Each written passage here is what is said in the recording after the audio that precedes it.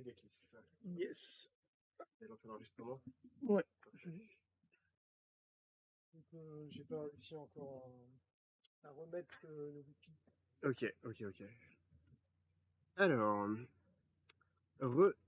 bonjour à tous. C'est Jean-Emmanuel Deprat au cast, alias Giroc. Je me représente parce que ce sera le début de ce replay. Nous avons pour la ronde 4 de ce qualifier Majestic Charles Wickham à ma gauche qui joue Lotus Field Combo et Benjamin Epp à ma droite qui joue Blanc-Bleu Control. Les joueurs sont à 2-1, pas à 3-0 puisque la table 1 en fait n'était pas celle-là. La table 1 a fait draw. Donc on a déplacé la table 3 en coverage. Et Charles met son timer sur la table, ce qui est vraiment incroyable pour le coverage. On va pouvoir suivre en temps réel, puisque ça risque d'être un match-up un peu long. Lotus contre contrôle. Vu les noms des joueurs. Charles Wickham, comme vous pouvez le voir, est sponsorisé par Majestic, par la boutique où nous nous trouvons. Il a les sleeves et tout, comme moi-même.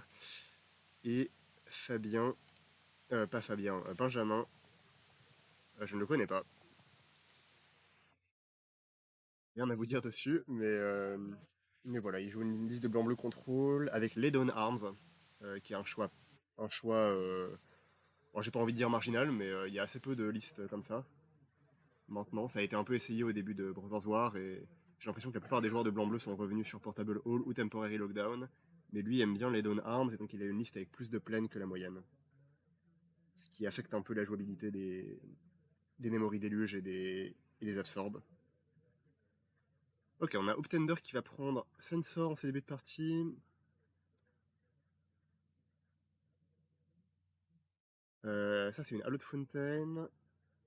Il passe à 18. Donc, ouais, je connais pas très bien ce match-up. Je crois qu'il est plutôt en faveur de contrôle.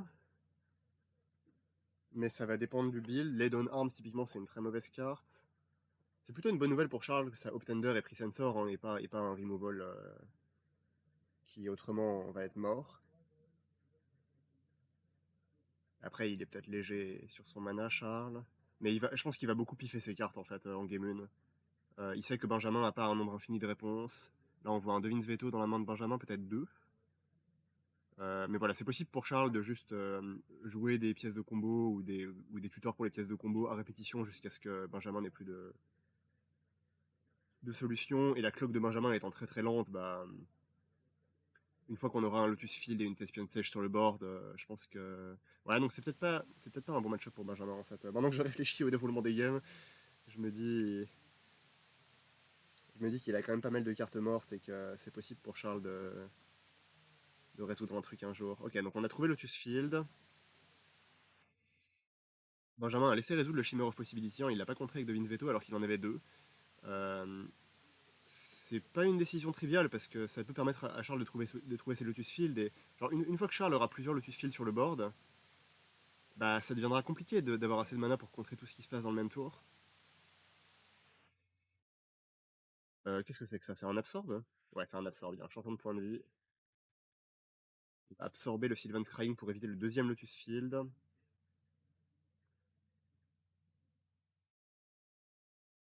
Charles va jouer un autre land et un autre Sylvan's Crying. Et typiquement là on est dans le cas où ça commence à jouer plusieurs sorts dans le même tour et Benjamin n'a pas de quoi tout contrer. Alors pour l'instant c'est pas trop grave, hein, c'est pas des spells qui gagnent la partie, c'est des spells qui font plus de mana pour plus tard. Mais à terme je pense que ça va être dur pour Benjamin de contrer tout ce qu'il faut contrer.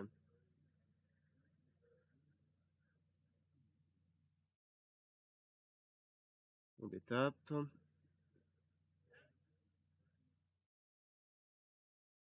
La différence entre Shimmer of Possibility et Sylvan's Crying, c'est que Sylvan's Crying ça trouve Lotus Field à coup sûr, et Shimmer non. J'imagine que c'est pour ça que Benjamin l'a pas contré, le Shimmer. Mais mine de rien, bah, ça permet quand même à Charles de trouver dans son deck et d'assembler ses pièces. Hein.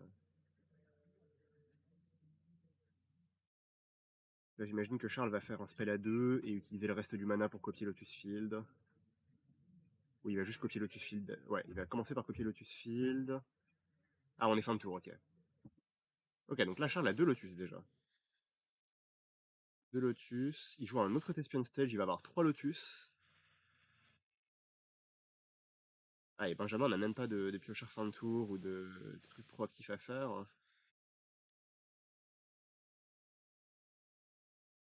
Passer le tour, Charles va faire une Impulse. Charles joue à la fois Impulse et Shimmer of Possibility dans son deck. Il doit avoir 4 Impulse et 1 Shimmer, je suppose. Là, je peux regarder en fait. 4 Impulse et 2 Shimmer. Et on copie Lotus Field. On a 3 Lotus Field sur le board, soit 10 mana. C'est stage, ça, non? Ouais. Oui, mais il a copié Lotus Field avec. Hmm. Là, il a déjà 3 Lotus Field. Et je pense que c'est le tour où on va essayer de partir en combo côté Charles. Je vais essayer de vous commenter ça proprement, mais ouais, il représente bien son mana, ça devrait aller. Donc on va faire un Vizier of Tumbling Sands cyclé sur Lotus Field. On a un mana en rab. Vizier of Tumbling Sands, c'est pour 2 mana, tu peux dégager un land que tu contrôles. Donc comme Lotus Field en fait 3, tu génères un mana. On va le refaire, 2 mana en pool.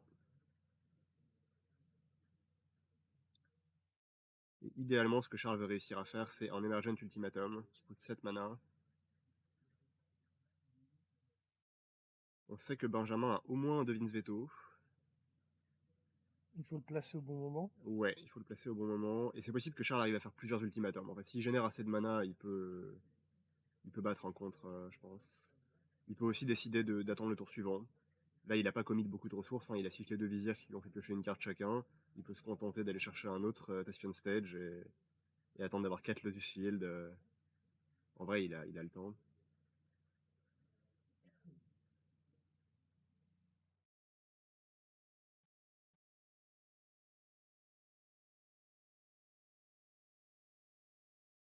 Alors. Ouais, on passe le tour. Le truc, c'est qu'en plus, Benjamin loupe des land drops, donc t'as pas vraiment d'incitation à rentrer dans ces cartes tant que t'es pas sûr de résoudre un ultimatum à la fin. Et on détape avec 13 mana.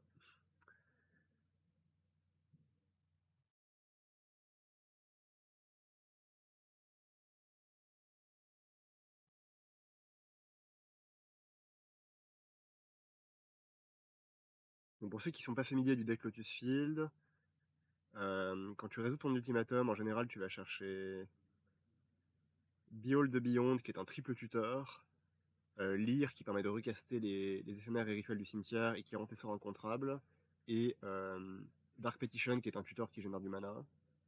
Et l'idée, c'est qu'il n'y a pas de bonne pile, en fait. Quels que soient les 2 spells que l'oppo te donne, t'as un kill déterministe, où tu finis par quand même caster ton Behold the Beyond, aller chercher 3 cartes, et... Ok, là, Charles commence par Dark Petition qu'il avait déjà en main. On va voir si ça résout. Je pense que c'est censé prendre un contre-sort, ça. Je pense que Benjamin est censé essayer de contrer. Non, il va laisser résoudre, hein. Ok. Donc Charles va faire 3 mana avec Spell Mastery, plus le mana qu'il avait encore en rab, hein, il a payé 6. Il pourrait aller chercher Lyre ici, qui tourne bien autour de Devin's Veto. Mais ça dépend beaucoup de sa main, il a beaucoup de cartes en main. Non, et puis il a pas encore de Hidden Strings au cimetière, donc Lyre c'est pas fou en fait. Je pense qu'il lui faut un Hidden Strings pour lancer la chaîne. Ok, je vois Lyre dans sa main, c'est peut-être ça qu'il est allé chercher.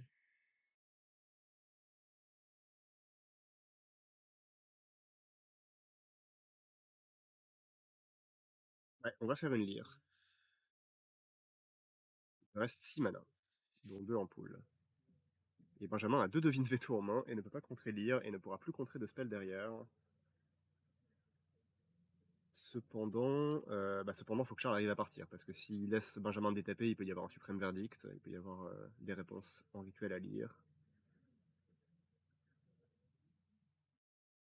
Aussi qu'il fasse gaffe à Marche Blanche, hein, qui peut gérer lire à instant speed. Et à un moment donné, il tape trop de mana. Ah, Charles n'a que 6, donc il peut pas enchaîner avec l'ultimatum tout de suite. Je sais pas quel est son plan.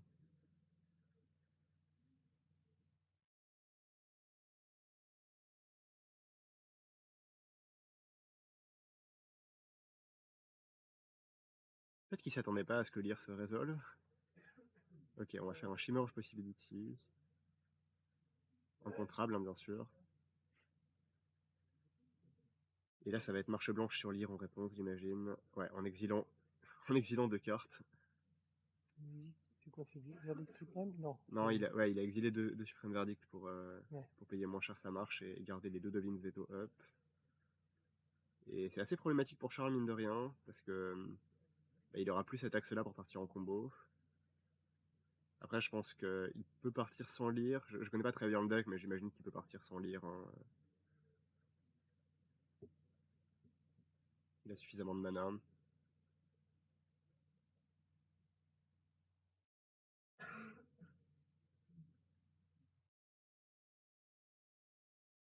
C'est intéressant parce que ça a coûté 3 cartes à Benjamin de gérer cette lire et elle a fait du CA déjà.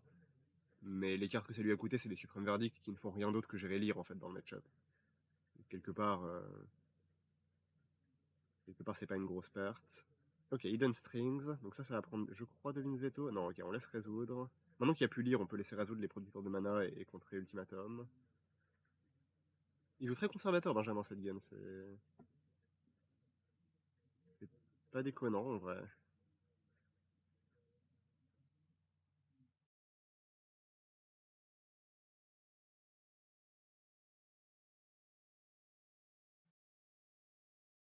Black mana. Un autre Hidden Strings. Là, Charles essaie de partir, mais j'ai peur qu'il se prenne un Devin Veto en bout de course.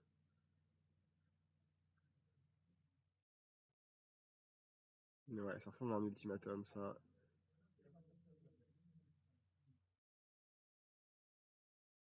Après, genre, dans le pire des cas, ce qui se passe, c'est que Charles échange ses payoffs contre les Devin Veto et on est reparti de zéro. Benjamin n'a pas de pression. Donc bon, il peut continuer à jouer, Charles, hein. Il a le temps de piocher un autre ultimatum, de piocher d'autres pièces. Il a beaucoup de mana. C'est pas la fin du monde pour lui. Mais disons que c'est un tour qui démarrait très bien avec 13 mana et au final, Benjamin a réussi à gérer tout ce qu'il y avait à gérer. Ok, il va laisser résoudre la Balagade Recovery qui remonte l'ultimatum, il le gérera plus tard. Charles a encore une Impulse, donc ouais, on sait qu'il a accès à un ultimatum et probablement un autre payoff pour plus tard. Et là, la meilleure draw, ce sera un truc comme Teferi.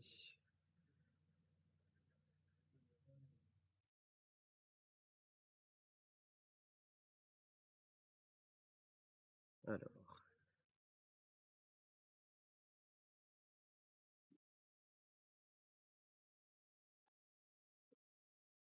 13 mana. Si on a un 14e mana, on peut faire 2 ultimatums dans le même tour. Commencer par en tenter un, avec un mana en pool. Avec 2 mana en pool, pardon, un bleu, un noir. Benjamin a 2 Devin Veto dans sa liste, hein. C'est les 2 qui sont passés. Oh, oh. Et après, il lui reste 2 Absorb et un Solid Coming comme contre-sort.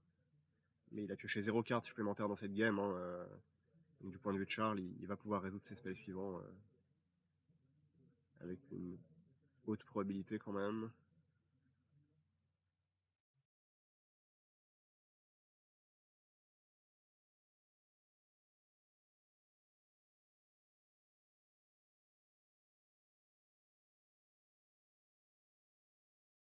Pour avoir de pages, c'est vrai qu'il y a ça aussi dans le deck. Ça fait quoi ça? Ça fait piocher 3, détaper 2 landes et défausser une carte. Donc en fait, c'est un. Ça creuse. Ouais, ça creuse et ça fait plus un mana quand t'as 2 Lotus Field. Et donc c'est pas mal. Ouais, c'est pas mal, ouais. Ça permet à Charles de défausser ses Grazers qui font rien dans le match-up.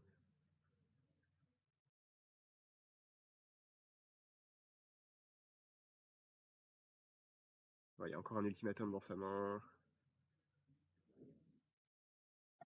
Recentrer encore la caméra un peu sur la gauche parce qu'on voit bien la main de droite mais pas à gauche.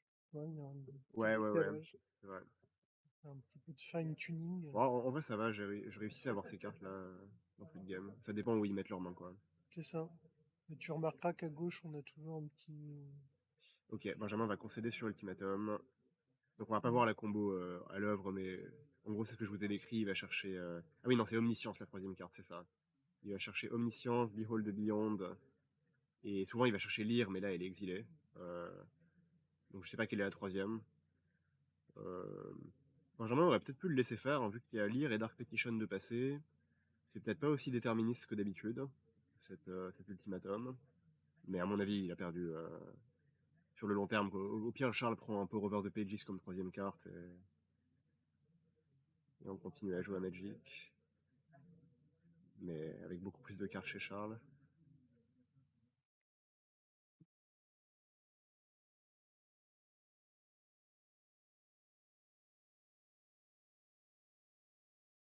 Donc, Benjamin, dans son sideboard, il a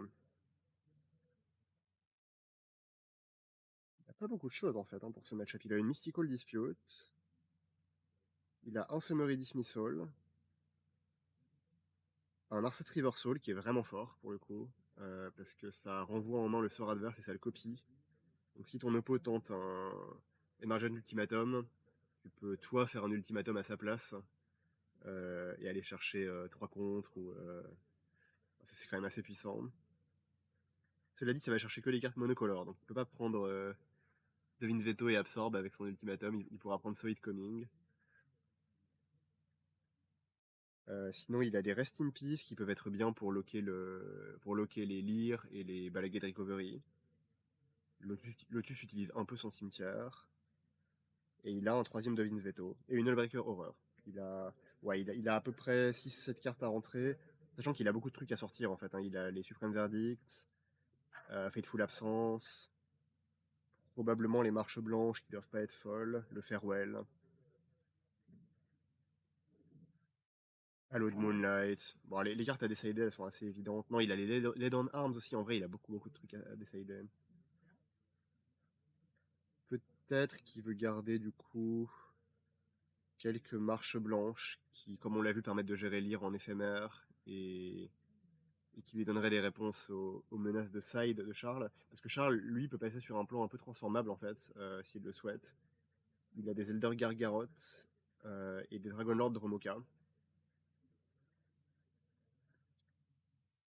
Son sideboard est pas très fourni pour le match-up parce que le sideboard de Lotus c'est un wishboard, hein, c'est beaucoup des cartes que tu veux tutoriser dès la game 1. En général, tu rentres peu de cartes, hein, mais je pense qu'il va rentrer les Pissing Needle, avec lesquels il peut dire Teferi ou Shark Typhoon, selon la situation. Et je pense qu'il va peut-être rentrer une Dragonlord Dromoka, voire des Gargarot, pour essayer de prendre à revers le deck control qui aura enlevé ses removals. Gargarot. Ouais, c'est le Benslayer Angel vert, C'est ça. mais c'est meilleur en vrai. Est-ce que c'est meilleur que. C'était quoi? Kuma? Non, c'est pas Kuma. Coma Non, c'est Koma. Coma, le serpent là, Ouais. à 7, hein. Bah ouais, c'est une meilleure carte, je pense, ça coûte que 5. Ouais. C'est moins... Enfin, quand ça résout, c'est moins fort, quoi, mais je pense que la carte est meilleure.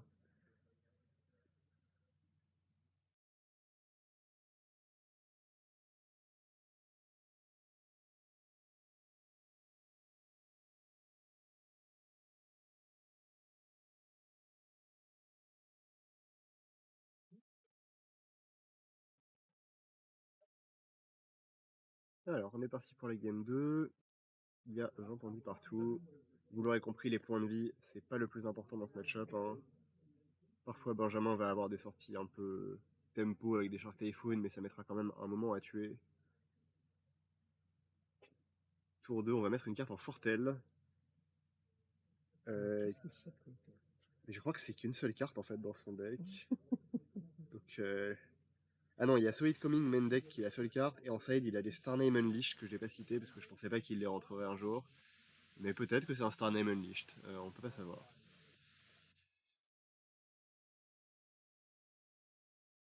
En général, quand tu joues un Solid Coming dans ton main deck, c'est quand même plutôt malin de jouer aussi un Behold The Multiverse. pour pas que ton adversaire sache ce que t'as mis en fortel. Là, c'est un tournoi en close decklist, hein, donc Charles ne sait pas, il se dit que ça peut être le piochard.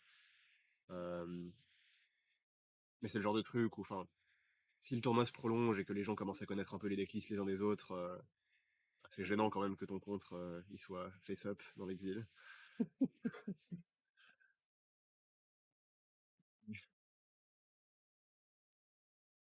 Steven's Crying. Il va chercher Thespian Stage, donc Charles a déjà son Lotus. Et il s'achemine vers double Lotus. D'ailleurs, un point intéressant à noter, c'est que dans la liste de Benjamin, il n'y a que 2 Field of Ruin. Je pense à cause des Lay Down Arms qui l'empêchent d'en jouer plus, hein. Et dans ce match-up, Field of Ruin, c'est un bon moyen d'éviter que Thespian Stage copie le Lotus Field trop vite, hein. On peut garder Field Up pour casser Stage en réponse, on peut casser Stage avant, si Lotus tape du mana. C'est une dimension supplémentaire qui permettrait à Benjamin de se battre sur le mana en plus de se battre sur les spells. Mais là, pour l'instant, il n'a pas réussi à se battre sur le mana et on a vu les problèmes que ça posait en Game 1 en fait, hein. Est-ce que tu penses que les joueurs adaptent leur decklist, par exemple pour ceux qui sont venus hier et aujourd'hui, en fonction du méta qu'ils ont Ouais, rencontré que d'un avant? jour sur l'autre, il y a Ouais. des ajustements. Je pense pour certains joueurs, pour les grinders qui ont plusieurs decks à disposition, qui sont un peu habitués, ouais, je pense qu'il y a des gens qui ont changé de deck en TR aujourd'hui. Je sais qu'Antoine Quint, il a joué Grisfang hier, Ouais. et il n'était pas satisfait. Louis Guichard aussi, d'ailleurs, les deux ont joué Grisfang, et les deux ont changé de deck aujourd'hui. Louis joue Rakdos aujourd'hui, et Antoine joue Phoenix, je crois. Ah oui. Donc rien à voir. Euh, Aldos, moi je l'ai joué en standard au début du confinement. ouais.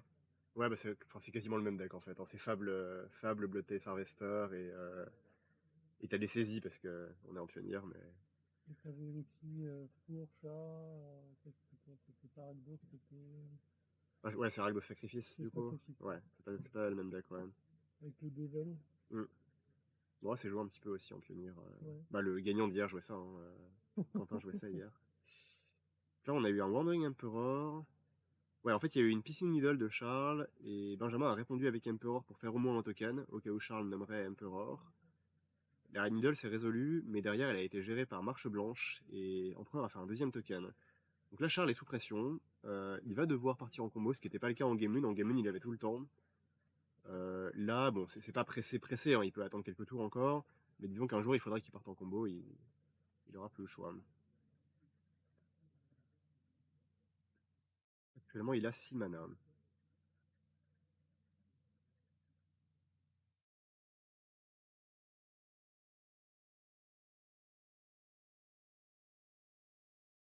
Et on sait qu'il y a toujours cette carte en Fortel, hein, qui est un Solid Coming. Peut-être. Ou un Star Diamond Unleashed, mais je pense un Solid Coming.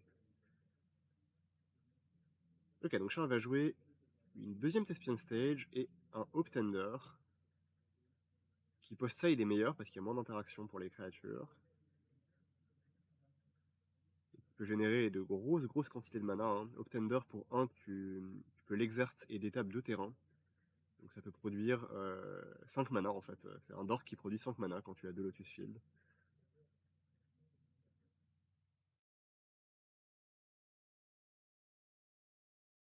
Benjamin joue un Field of Ruin. C'est possible que Charles doive copier son field avec cette Espion Stage tout de suite au lieu de passer le tour ici parce que ça lui aurait évité de prendre Field of Ruin en réponse.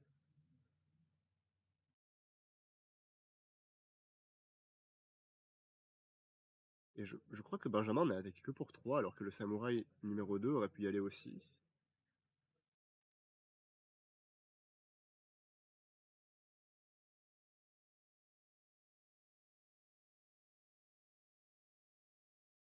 Ouais, donc fin de tour, on va tenter de copier le Lotus Field et on va prendre activation de Field of Ruin en réponse.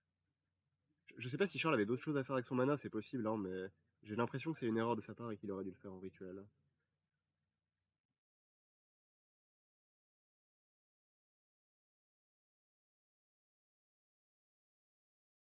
Après, même sans ce troisième field, il a accès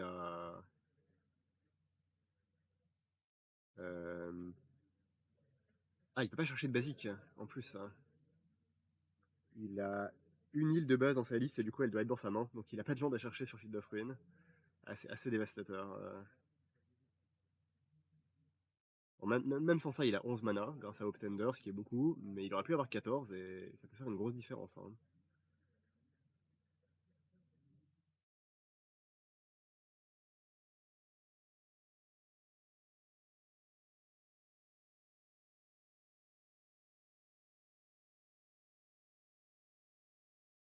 Alors, on va chercher les landes de base pour indiquer le mana en pool. Il va se passer des choses. J'aime bien le fait qu'il aille chercher la plaine et la montagne alors qu'il va jamais faire du mana de ses couleurs.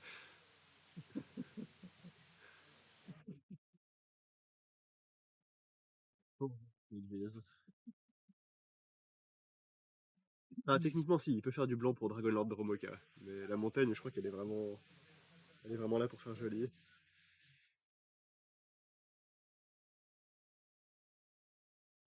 Pages va prendre un Soid Coming, donc c'était bien un Soid Coming, la carte Portel. On va détaper les deux Lotus Field avec Bloom Tender, et on va voir si Charles a un autre spell. Un autre Pour Over the Pages. Benjamin a encore 2 mana. Est-ce qu'il a un Devil's Veto?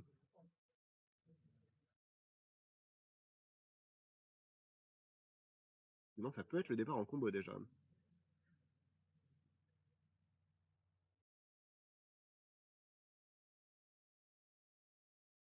Ouais, il a un Devil's Veto. Il a hésité à contrer, il s'est dit peut-être j'attends Emergent Ultimatum, mais à mon avis, il n'a pas trop le droit. Ok, on dépense le dernier mana pour faire une Impulse. Ouais, ça gratte, et ce deck-là creuse vraiment très bien, hein. Lotus Field, avec les nouveaux builds, il creuse vraiment très très bien dans ses pièces, donc je pense que Charles va reproposer une carte qu'il faut contrer au tour suivant. C'est un tyran, ce combo là, ces deux combos? Lotus Field, je pense, de mon point de vue, c'est un tyran, ouais. On a eu 2 copies en TP du dernier Pro Tour, celui Ouais. que Reed a gagné. En fait, c'est un deck qui est très fort, mais qui est vraiment très dur à piloter. Parce qu'il faut déjà avoir tous les automatismes de comment partir en combo. La combo, elle est longue et compliquée. Et en plus de ça, il faut savoir jouer contre l'interaction. Donc, tu as beaucoup de lignes un peu contre-intuitives où tu dois aller chercher des one-off dans ton side. Mhm. Parfois, tu as des lignes où tu tues avec l'Air of the Hydra aussi, en game 1. Quand tes pièces de combo se font exiler, parfois tu peux faire beaucoup de mana, faire un Lair of the Hydra 20-20, et tu joues tes Hidden Strings pour taper les bêtes en face au lieu Wow. de détaper tes landes, et du coup tu passes avec ton Lair. Ça, c'est des kills qui sont 20-20. assez. Paf, paf. Ouais, c'est assez artistique comme kill. Ça a été trouvé. C'est une tech qui a été trouvée au dernier Pro Tour par la team qui joue Lotus. C'est fort, hein.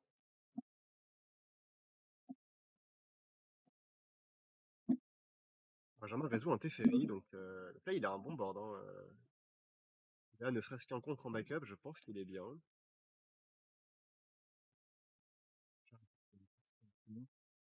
Non, 9 même. On n'a pas encore l'étal au tour suivant,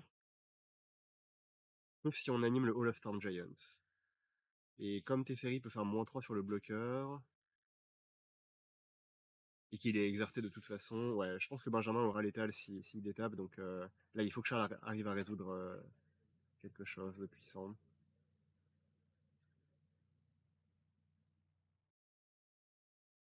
Un Elder Gargaroth, Ouh.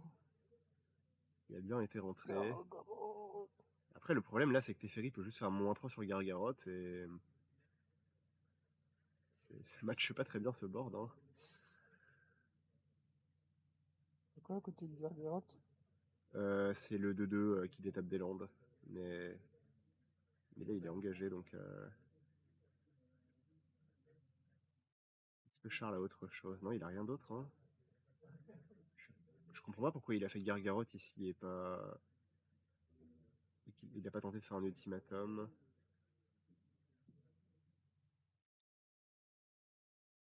À moins qu'il ait. Ah, peut-être qu'il avait pas le bon mana. J'ai pas fait gaffe. Si le Bosé joue vient d'être landé ce tour-ci, il avait pas le mana pour l'ultimatum parce qu'il faut 3 verts, 2 bleus, 2 noirs. Donc avec 2 Lotus Field et un Bosé joue, tu peux pas faire le mana d'ultimatum. S'il avait pas encore landé, il a un Otawara qu'il aurait pu lander, mais mmh.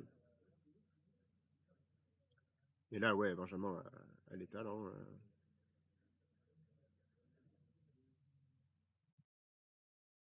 et au final, c'est possible que je crois que ce misplay de pas avoir copié Lotus Field en rituel peut peut-être coûter la game à Charles parce qu'il aurait eu Otawara up ce tour-ci s'il avait eu 3 mana de plus. Et il aurait eu la possibilité de caster Ultimatum surtout. Donc ouais, je crains qu'il ait perdu la game là-dessus. Là, il y a 1-1 du coup. La moindre erreur de pilotage est sanctionnée. Ouais. Sortie de route.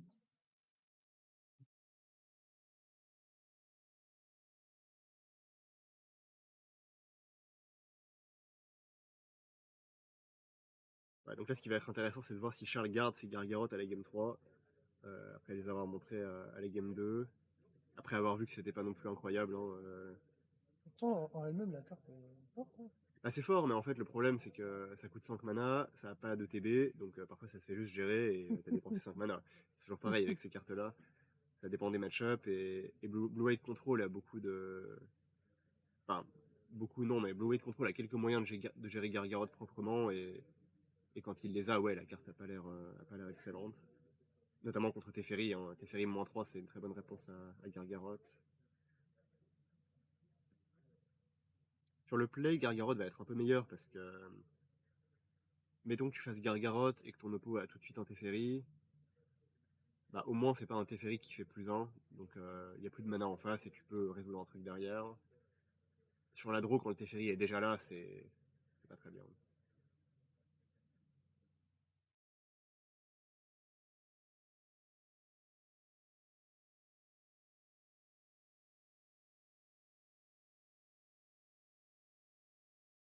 Mais peut-être que la stratégie de Charles, c'est juste on les rentre à la 2, et si on perd, l'oppo va rentrer des réponses supplémentaires à Gargaroth pour la 3, et on les décide, et on blanque ces cartes-là. Mulligan chez Charles.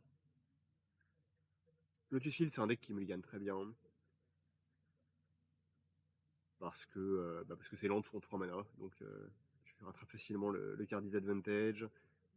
Il y a beaucoup de piocheurs, beaucoup de sélections. Cependant, dans un match-up interactif comme ça peut aussi se jouer à une carte près. Mais je sais qu'en Game 1, voilà, c'est un deck qui mulligan facilement à 5, voire à 4, et qui va gagner à la même vitesse. Il faut juste qu'il ait les bonnes pièces.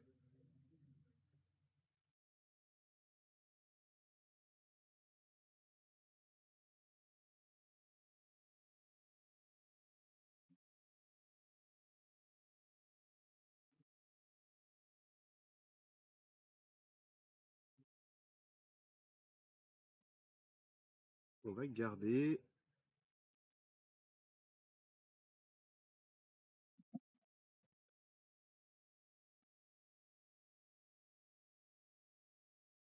Pour un Balaguet de Sanctuary tapé à l'autre Fontaine, on va faire un Sylvan's Crying tour 2, je pense.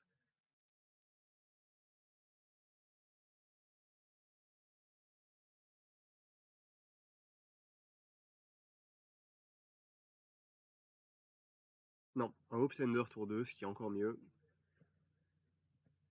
Ça, c'est la meilleure sortie de field. Hein. Si t'as Lotus Field T3, tu peux prendre du mana avec tes 2 landes, jouer Lotus Field, détaper ton Lotus Field avec Hope Tender, et tu as tout de suite 4 mana derrière. Non, 5 mana parce que tu détapes aussi un des 2 landes que tu vas sacrifier. Si tu exerces ton Hope Tender, tu peux avoir 5 mana tour 3. Ok, donc là on doit passer par Sylvan's Crying pour trouver Lotus Field. Ça va prendre son Sensor. Et Optender va attaquer pour 2. On a quand même un 3ème land du côté de Charles. Ouais. Pas. J'ai mis un petit truc dedans.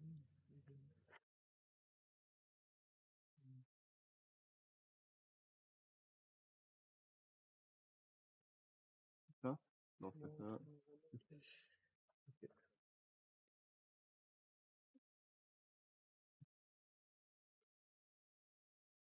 Un deuxième Sylvan Scrying.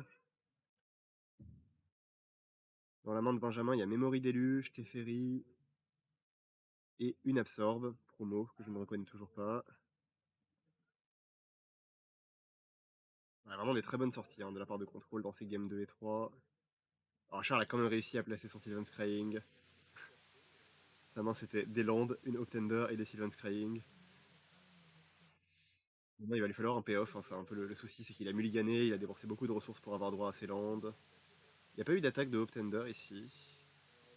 Alors ça peut être une volonté de tourner autour de Wandering Emperor pour le coup. C'est pas forcément un oubli de Charles. Il peut se dire j'ai pas envie d'exposer mon Tender à Emperor, j'ai envie de pouvoir faire du mana avec. 2 points de vie c'est pas très relevant.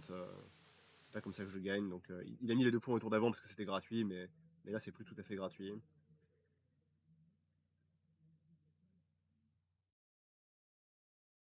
On prend du mana en pool, on joue Lotus Field. On va copier Lotus Field tout de suite. Donc il n'y a pas de Field of Ruin. Et la question c'est est-ce qu'on fait autre chose? On pourrait générer 6 mana, jouer un spell. Si Charles passe le tour, on sait que Benjamin a un Memory Déluge, donc il y a une punition à passer le tour ici. Mais Charles, lui, ne le sait pas.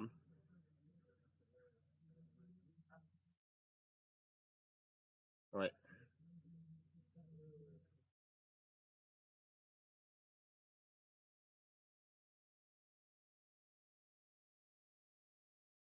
Qu'est-ce que Charles a en main? Il peut avoir Ultimatum.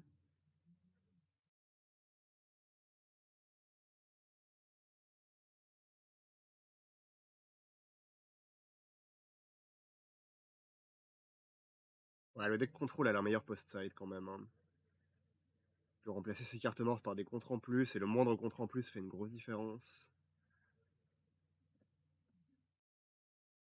Lotus ne side pas beaucoup. Dragon Lord Dromoka, c'est fort, mais c'est pas aussi fort dans ce match-up que contre Phoenix par exemple, parce que tu peux les gérer avec tes minus de Teferi.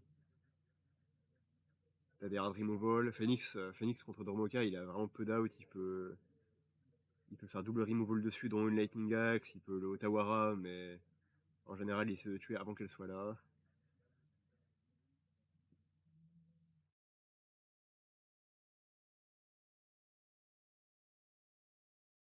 Je crois qu'on arrive au stade de la game où Charles va devoir prendre des risques pour gagner. C'est intéressant que Benjamin n'ait pas joué son Teferi. Ça suggère qu'il a une autre absorbe. Ou alors carrément 2 contre. Et on a vu que sa stratégie de se battre sur les payoffs était assez efficace. À la game 2, il a laissé résoudre plusieurs enablers, il a laissé Charles faire plein de mana et. Ah, une parade de Charles à ça, c'est d'aller chercher l'Air of the Hydra en effet. C'est un moyen de battre les contres. Tant qu'il n'y a pas de Field of Ruin.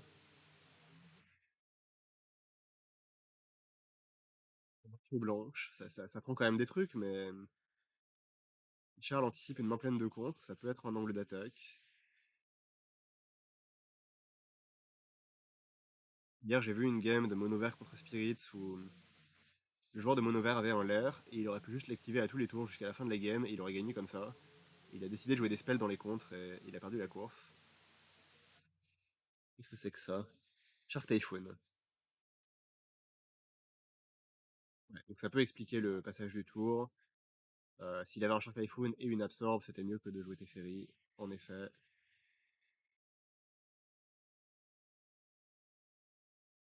Regarde le Shark Typhoon promo avec dégoût et le balance dans le cimetière.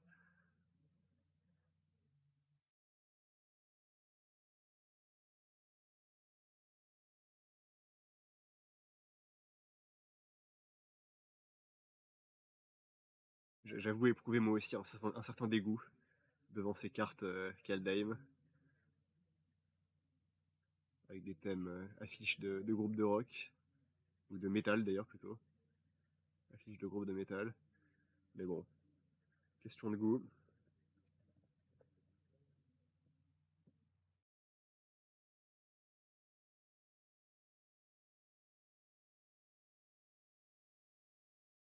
Bon, Charles détape avec 3, 6, 7, 8, 13 mana. Quand même pas mal. Voyons ce qu'on peut en faire. Benjamin n'a toujours pas joué son Teferi, donc on garde Absorb Up, on persiste. Mais en fait, il aurait pu jouer Teferi et avoir Absorb Up. Donc il a probablement absorbe et devine veto. Ou alors une réponse à l'air et un contresort.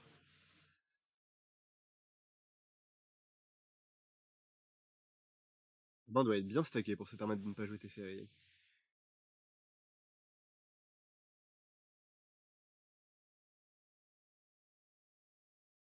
Il va y avoir Wandering Emperor aussi. Valagad Recovery qui va cibler Sylvan's Crying pour chercher un autre Lotus.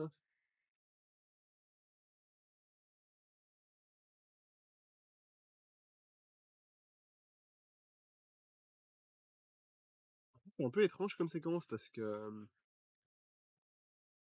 il est allé chercher l'air au tour précédent alors qu'il aurait déjà pu chercher une copie supplémentaire de Lotus.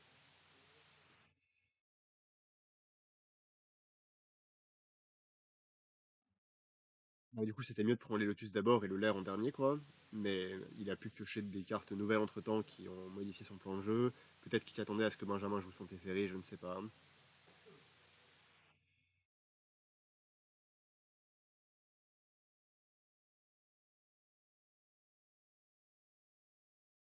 Générer vraiment beaucoup de mana. Mais ouais, je sais pas trop ce qu'on compte faire avec tout ce mana en fait. Parce que, bah, à la fin, il faut quand même réussir à résoudre des spells qui impactent la game. Et c'est pas une garantie. Il est pas trop sous pression dans certains côtés. Il y a qu'un chaque 3-3. Il peut attendre un peu, mais plus il attend, plus le joueur de contrôle pioche des cartes.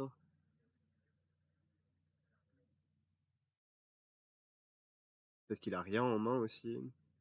Il avait quoi à remonter avec son Balagad Recovery qui n'était pas un Sylvan's Crying? Je crois qu'il avait rien d'autre, hein, donc peut-être qu'il est juste à court de gaz.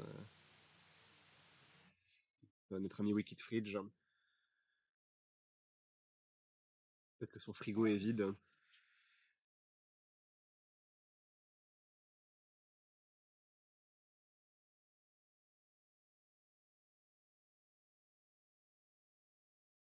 Tour à nouveau avec 7 mana. Copie Lotus Field. Non, on copie Lair of the Hydra, on dirait. Ah, ok, donc je comprends mieux. C'est pour ça qu'il est d'abord allé chercher l'air et ensuite Thespian Stage. Donc le plan, c'est d'espérer que Benjamin ait beaucoup de contre en main et ne puisse pas gérer deux lairs différents, animés l'un après l'autre. C'est vrai que Benjamin n'a pas joué Wandering Emperor jusque-là, donc il n'y a pas tant de réponses différentes possibles. On va faire un lair 6-6 et attaquer avec. Il va prendre une marche blanche, malheureusement. Égale 0. Car oui, tu peux cibler des terrains animés avec marche blanche.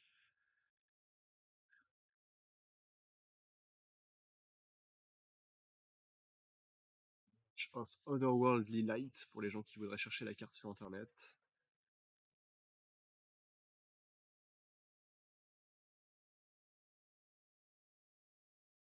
Alors regarde le timer. C'est pas bon signe ça. Quand tu commences à regarder le timer pendant ta game 3, tu te dis peut-être, faudrait peut-être que je commence à jouer pour une draw. Mais il reste 6 minutes 40 et il y a un Shark 3-3 sur le board. A priori, s'il n'arrive pas à partir en combo, je pense que Benjamin arrivera à le tuer dans les temps. C'est possible aussi qu'ils aient un ruling. Ah, peut-être que Charles a appelé pour vérifier que Marche Blanche peut bien gérer son land. Et, et que c'est pour ça qu'il regarde le timer pour savoir combien de temps a duré le ruling. C'est plus probable en fait. À mon avis, c'est ça qui s'est passé. Charles, c'est un joueur qui est très. Comment dire? Très pointilleux sur tous les aspects mécaniques du jeu et sur l'utilisation du temps. Je ne doute pas qu'à la fin de ce ruling, il demande à notre head judge AD 1 à 2 minutes supplémentaires selon le temps que ça aura pris. Comme il devrait le faire, hein, c'est la procédure, c'est la bonne procédure et AD lui aurait donné ce temps de toute façon. If.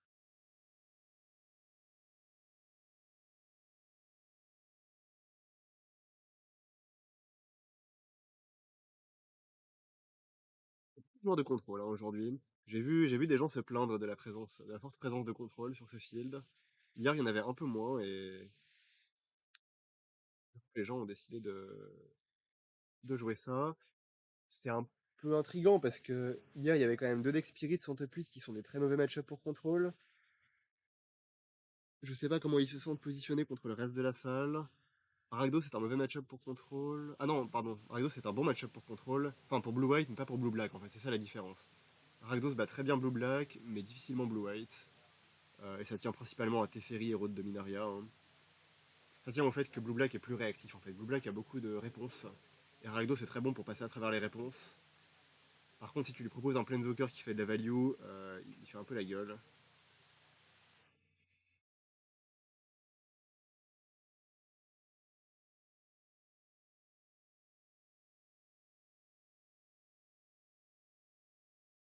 Je sais pas ce qui prend autant de temps dans ce ruling. Pourtant, le wording de la carte est assez clair. Hein.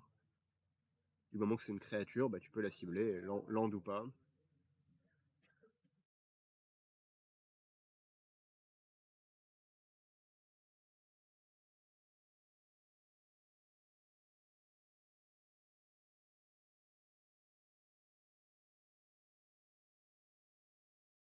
Un truc amusant, c'est que...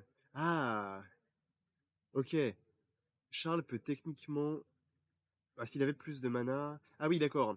Charles peut détaper le lair qui est attaquant et un Lotus Field avec son Optender et copier Lotus Field avec le Tespion Stage qui est en l'air, hein, mais qui a toujours la capacité de Tespion Stage, en fait, qui peut copier autre chose. Hein. Donc ouais, si Charles détape son lair attaquant et un Lotus Field, il peut copier Lotus Field et faire fizzle la marche, qui n'aura plus de target légal, et en plus de ça, Lotus Field a Exproof, donc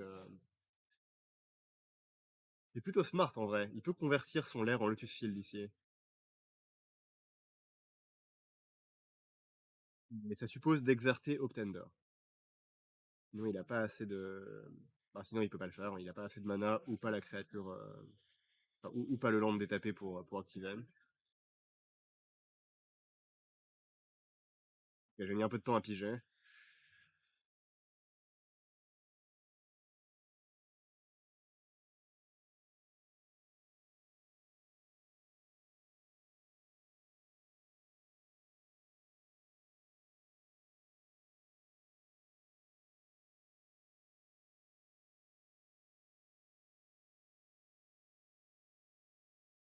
C'est quoi la question de Charles? Parce que de mon point de vue, c'est assez clair que ça marche, ça aussi.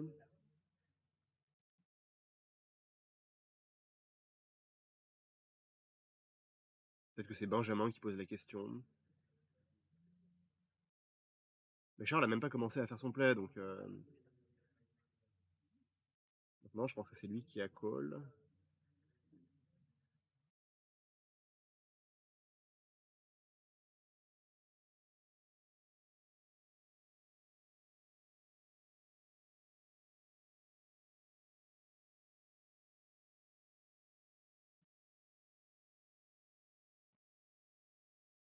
Ouais, je le vois pas trop gagner cette game de toute façon.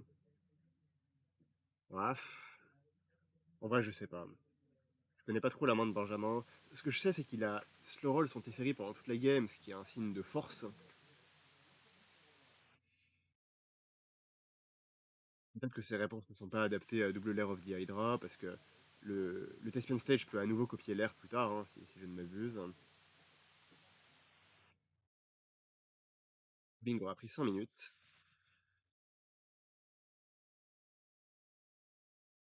Il devrait être rajouté.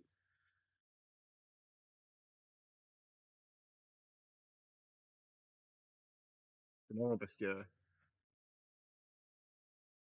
quasiment à toutes les rondes, notre feature match se termine après les autres.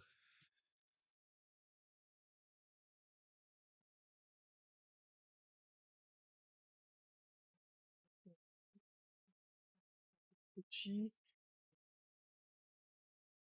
On va faire un truc un peu touchy. on n'a pas, comme c'est fait un peu. Moi, je crois que j'ai compris ce qu'il essaie de faire et ça m'a pas l'air touchy, mais du coup, j'ai peut-être pas compris. Je crois qu'il essayait de. Voilà, ok. On attend la fin du call. Mm. avoir de l'extra time. Je sais pas exactement ce que c'est comme tout. Ouais, ouais. En fait, ce que j'ai compris, c'est qu'il a attaqué avec son Lair of the Hydra. Benjamin a fait removal dessus. Et ce que Charles voudrait faire, c'est détaper le Lair et détaper un Lotus Field pour faire du mana avec le Hoptender. Et ce Lair, en fait, c'est une Thespian Stage qui a copié le premier Lair. Et ce qu'il voudrait, c'est copier le Lotus Field en réponse au removal Oui, pour pour garder. transformer son Manland en land qui fait du mana. Ce qui est plutôt cool, si ça marche. Et je crois que ça marche, mais du coup, je sais pas quelle est la question.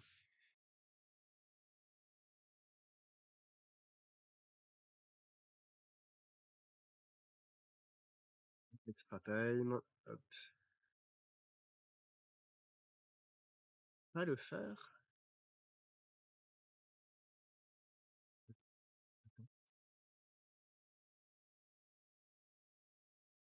Ok, jusque-là, c'est ce que je pensais. Oui,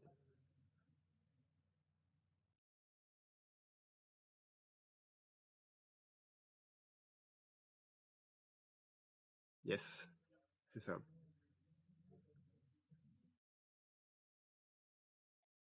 Et je crois que Benjamin ne s'y attendait pas. Est-ce que le judge avait pris Charles à part de la table pour Oui, lui parler? Ok. Ouais, donc Benjamin savait pas trop ce qui se passait en fait. Il était là en attente et il avait pas anticipé le play.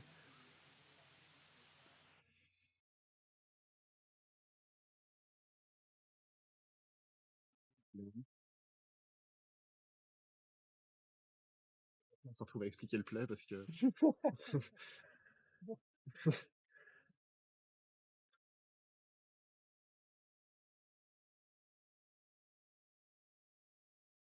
et le terrain devient un terrain. Tu ne peux plus le cibler et il a X-Proof. C'est légal. Laisse-moi faire mon truc s'il te plaît. On a déjà perdu assez de temps comme ça.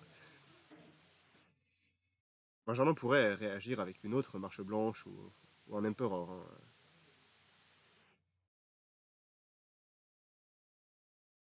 Mais dépenser deux cartes sur Thespian Stage. Ouais, et en effet, on a une deuxième marche blanche.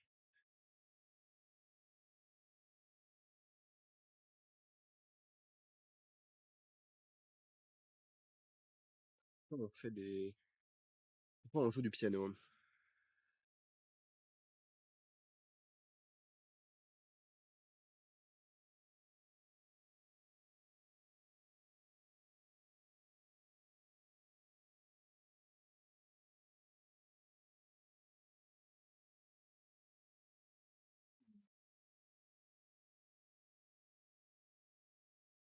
Cette River Soul. Ah, ok, Benjamin voulait vérifier si sa marche blanche était toujours sur la pile pour pouvoir se la bouncer et la rejouer. Est-ce que c'est vraiment mieux il en avait pas une autre de marche? C'est pas une autre marche qu'on avait vue là? Il se plaît par rapport à juste jouer une deuxième marche. J'ai l'impression que Dark River Soul c'est une meilleure carte, mais. Ah, ok, oui, ça la copie et du coup il a deux marches en main au lieu d'une. Ouais, en fait, soit il a deux marches en main à la fin de la séquence, soit il a juste Narset River Soul. Et il s'est dit que deux marches c'était mieux. Ce qui est effectivement le cas, parce que il y a toujours ce l'air sur le board, il y a un Hoptender. Le Thespian Stage qui est un Lotus Field pourrait copier le l'air pour en faire un autre encore. Donc c'est bien vu, c'est bien vu de sa part. Donc là on va enfin jouer Teferi. Ouais, et je crois qu'on s'achemine vers une fin de partie en faveur de Benjamin, s'il arrive à la terminer avec son Shark. Il semble bien parti, hein. J'imagine qu'il a encore un contre-sort. Comment la game s'est déroulée.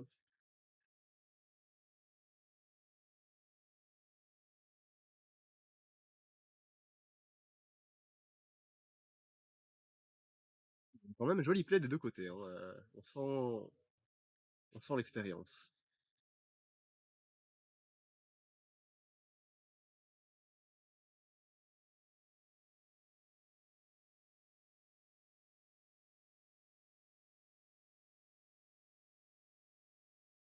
Absorb sur Pour Over the Pages. C'est vraiment frustrant cette carte, Absorb. Le fait que tu gagnes des points de vie en plus. Enfin, tous les contres qui ont un effet supplémentaire quand tu contres, c'est toujours très frustrant à affronter, je trouve. Ok pour me faire one for one mon spell, mais le bonus fait mal.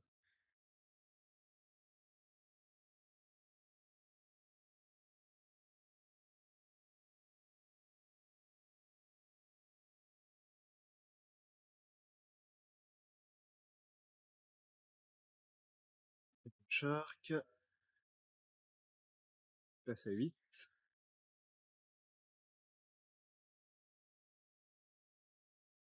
On va détaper avec Optender, donc on aura accès à beaucoup de mana, mais beaucoup de mana contre beaucoup de cartes. Je ne parierai pas sur lui.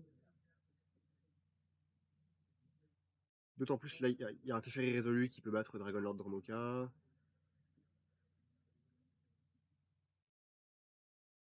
Dark Petition. Alors, est-ce que dans cette main remplie de cartes, on a un autre contresort? Probablement. Ouais, si Benjamin hésite sur quel contresort jouer, c'est bon signe pour lui.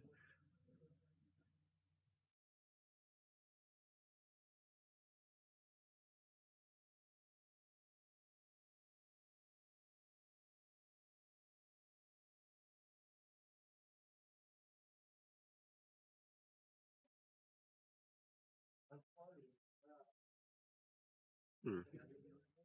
Il pourrait aussi hésiter à laisser résoudre et contrer le spell tutorisé. Je vois pas trop l'intérêt parce qu'en contrant, tu le prives aussi de mana en fait. Tu lui enlèves la carte de son deck pour plus tard, mais. Enfin, je veux dire, en ne contrant pas, tu lui enlèves la carte de son deck pour plus tard, mais tu lui donnes 3 mana noirs qui peuvent lui servir à jouer un troisième spell. Donc, j'ai un petit doute.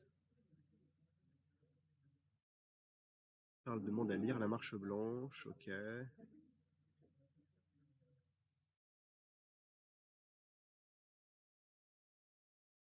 Ouais, là on sait que Dromoka c'est no bueno, ça ne fait rien. À la fois à cause de Teferi et de marche, donc il faut qu'il parte avec des spells.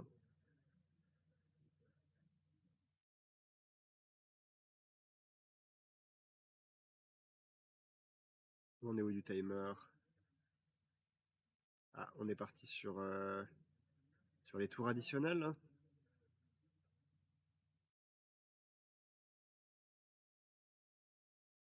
Pour l'instant, Benjamin met 3x3 avec son Shark, ça fait 9. Il aura les tours 1 à 5, si on est bien dans les tours.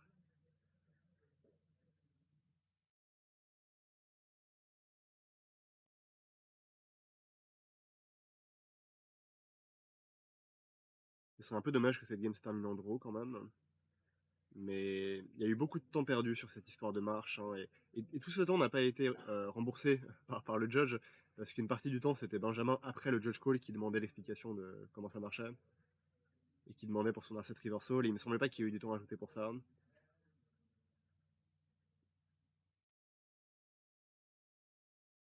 On va détaper un Lotus Field, mais un seul, hein, le Optender n'a pas été exerté. On va faire 6 mana, je crois qu'on va faire un Dragonlord Dromoka. Non, il n'aurait pas ajouté du blanc. Ouais, c'est un Dromoka.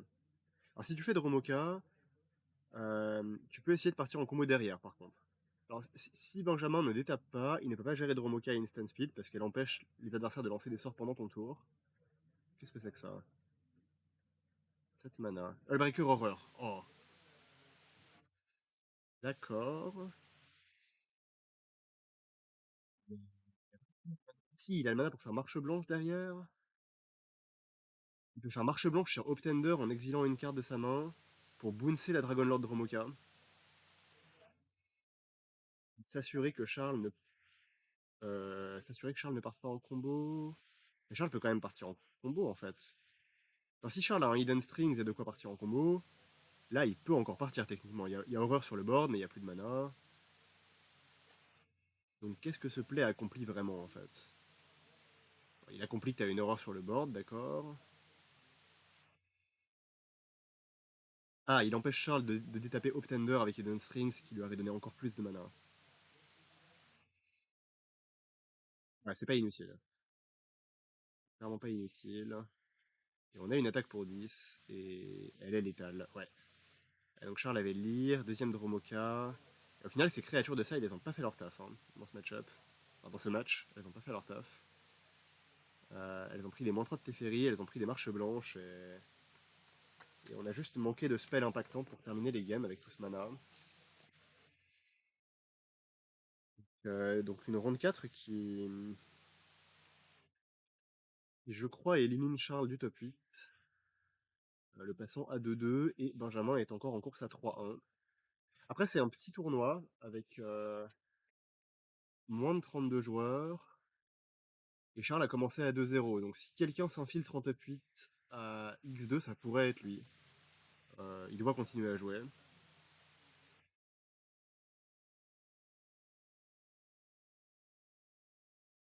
Ok. Bon, écoutez, je vais m'absenter quelques minutes pour rendre les decklists, aller chercher les suivantes. Je vais pas avoir le temps de faire un breakdown tout de suite parce que les rondes sont trop longues. Mais je reviens. Je laisse le streaming. Ouais, je laisse le stream tourner, l'enregistrement tourner. Je reviens tout de suite.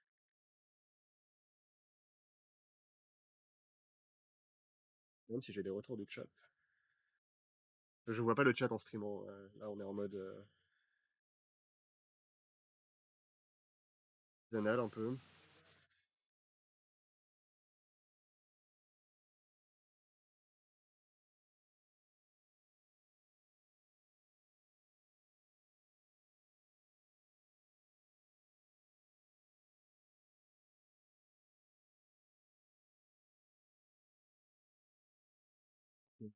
Une tournée.